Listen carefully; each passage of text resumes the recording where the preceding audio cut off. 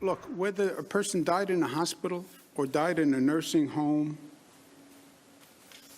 it's the people died.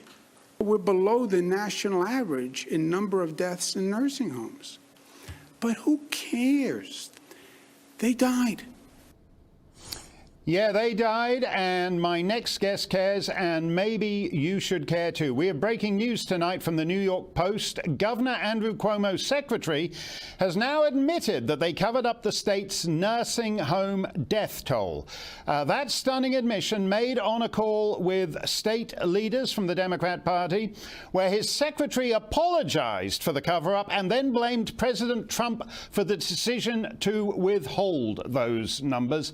Janice Dean joins me now. Janice, this was a tragedy for your in-laws because it should have been their 60th wedding anniversary right now, and instead your father-in-law and your mother-in-law died within a few days of each other. And Andrew Cuomo, it's almost as if as you tweeted the other day, it looks as if there might be a reckoning for him over this.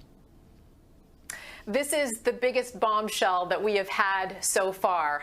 We had a trickling in of the numbers. We knew the numbers were much bigger than the governor was admitting.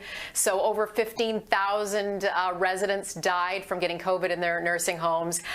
They just admitted that they put over 9,000 infected patients into nursing homes. And now the biggest bombshell coming from the New York Post, that his secretary, Melissa DeRosa, admitted that they covered it all up.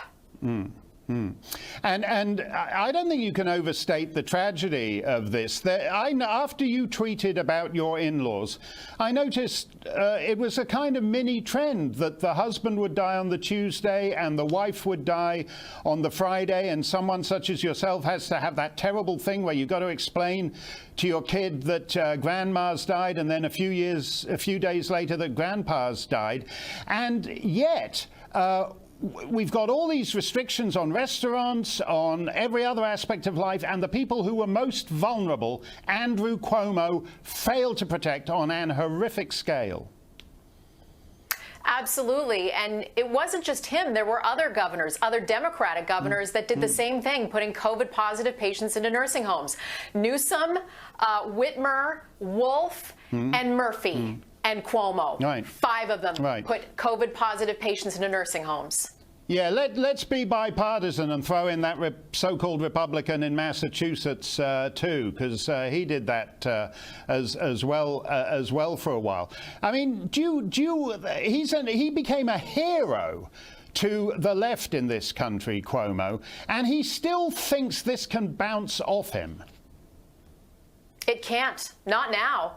We have an admission, and I would like to thank whoever that Democratic lawmaker was that was the leak yesterday that gave us that information, because I believe all of them should go to jail.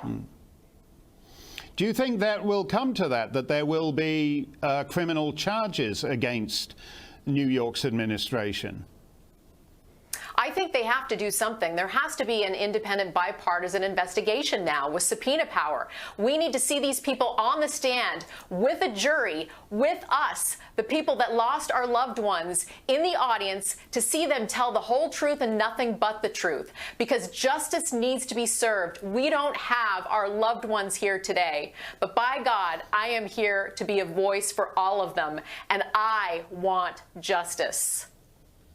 The celebrity class has mocked you on Twitter, Janice. They're saying you're just like a weather girl. You don't know what you're talking about. And why do you keep going on in it? You're determined to keep going on about this.